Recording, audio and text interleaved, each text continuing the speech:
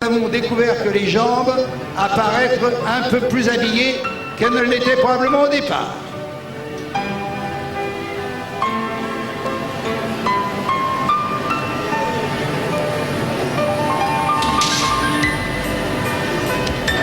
Oui,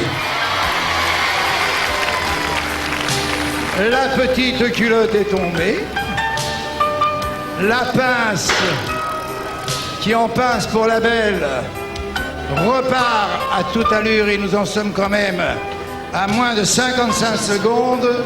Pour l'instant, il n'y a eu finalement sur les 5 pinces que 2 retirées. Vous avez eu raison d'être prudent, monsieur le maire. Et c'est évidemment le vent, n'avantage pas. Nous avons un vent épouvantable ici. J'espère que ce n'est pas le cas à Pontivy pour vous. Car finalement, nous sommes très sportifs ici. Nous souhaiterions bien que vous marquiez les premiers points grâce à cette... Ah, que c'est difficile! Saisissez-en une autre, Claude! Si celle-là se dérobe... Aïe, aïe, aïe! Il ne reste plus que 22 secondes. Il n'aura fait que 2 pinces. Dans quel état va sortir la belle? Oui, elle n'aura que la moitié de sa gaine et de ses bas. 11 secondes. Les deux, en tous les cas, les 2 pinces sont enlevées. 6 secondes. 4 secondes. 3, 2, 1, terminé. Monsieur le maire, comment va sortir la belle qui n'a finalement que la culotte et une moitié de porte-jartelles et un seul bas? Avez-vous déjà eu de vos suffragettes dans cette tenue? Ça m'arrive assez rarement, je dois le reconnaître. Frappez à la porte, elle va sortir. Frappez à la porte, monsieur le maire, n'ayez pas peur. C'est pas parce que Madame Jean-Jean est là.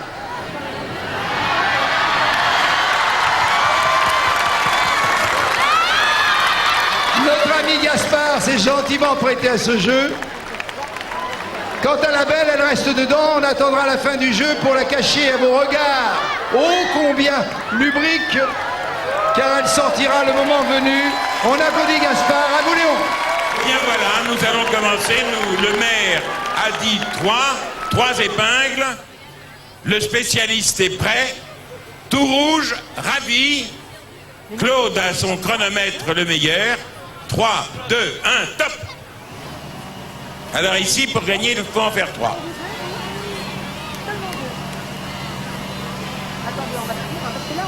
Ah, c'est formidable. Je ne me lasserai jamais de ce jeu. Ah, il n'arrive pas à attraper la pince à linge. La pince se défend. Voilà, une. Et il la met dans la petite jatte en osier. Il n'a pas mis, mais c'est accessoire. C'est pour la beauté du mouvement. Le jeu ne comprend pas la mise dans la jatte. Le jeu est d'enlever les pinces à linge. Ah, c'est formidable. Ces énormes mâchoires. Ça y est, là il l'a. Non. Là il l'a. Non. Elle se baisse, je ne sais pas si nous avons du vent. Il s'énerve. Il a tort. Il a tort. Oui. Il reste 53 secondes. Ça.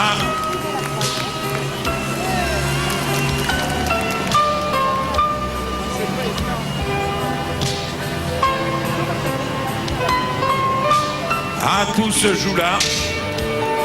Tout se joue là. S'il a la pince, il a gagné. 32. C'est enlever la pince qui compte.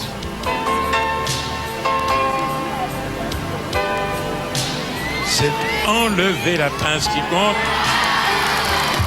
Ah non, non, non, non. Il a fait bouger le sous-vêtement, mais il n'a pas enlevé la pince. Il a donné un coup au sous-vêtement. Non. 7. Oui. Oui. Oui, monsieur le maire. À 7 secondes de la fin, vous avez gagné, car vous aviez dit 3. Et à Palavas, on avait dit 2. Voilà, Simone, ce que j'ai compris.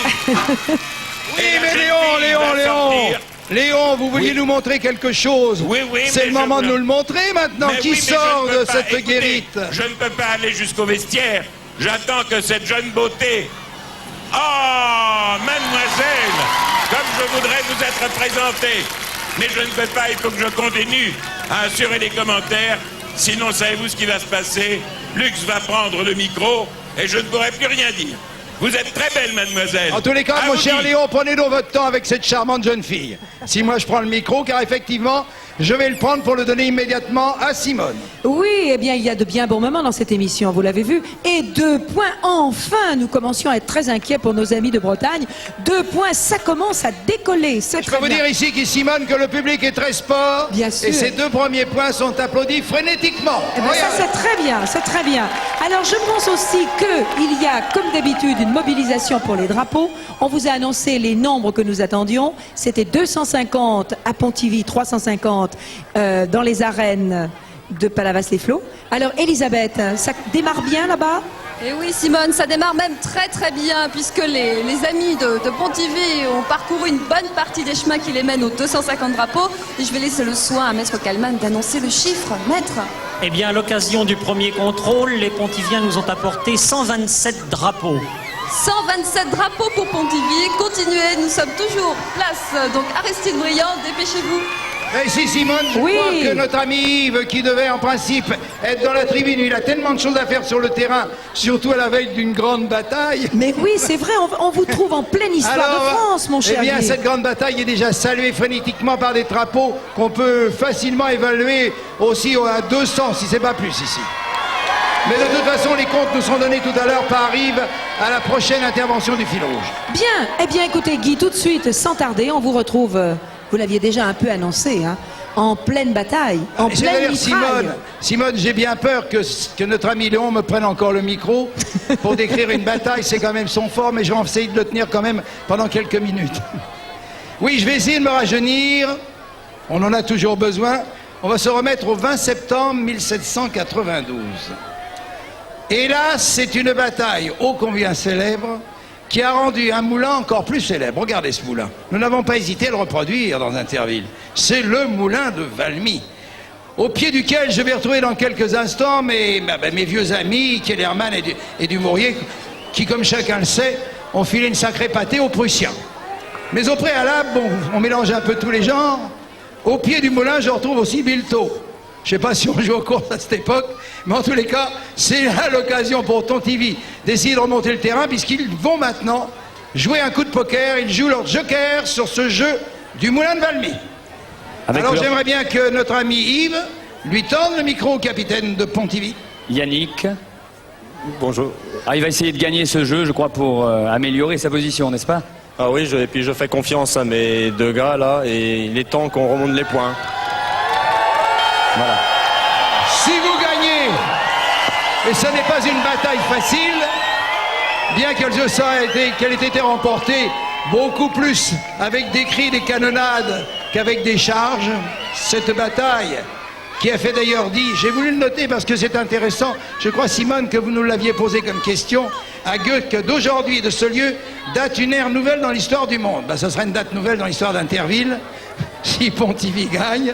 En tous les cas, ce jeu, vous allez entendre la canonnade, vous allez entendre le crépitement des obus, et ces obus, pour la première fois dans l'histoire de la bataille de Valmy, vont être distribués par les ailes du moulin. Ah, nous sommes poètes autant que batailleurs. Alors attention, je vous explique tout, c'est un peu mon habitude, en cours de jeu. Pour 7 minutes, top partez. Alors, voici les vaillants soldats de Palavas et de Pontivy qui doivent aller se mettre à l'ordre de rentrée, bien sûr. Ça doit être le duc de Brunswick, celui qui vient nous filer la pagaille, notre ennemi prussien et autrichien. Hein? Eh bien, ils doivent, ces vaillants soldats, se jucher sur les tonneaux et recevoir les obus qui devraient descendre depuis longtemps. Un obus dans la main d'un des vaillants soldats de Palavas, un obus dans la main d'eux-mêmes, dans ceux des vaillants soldats de Pontivy qui partent sur la butte du tir numéro 1, où vous allez entendre les 2 premiers coups de canon. Ils ont pris un tir d'avance sur Palavas. Ils vont maintenant venir recharger, vous avez compris.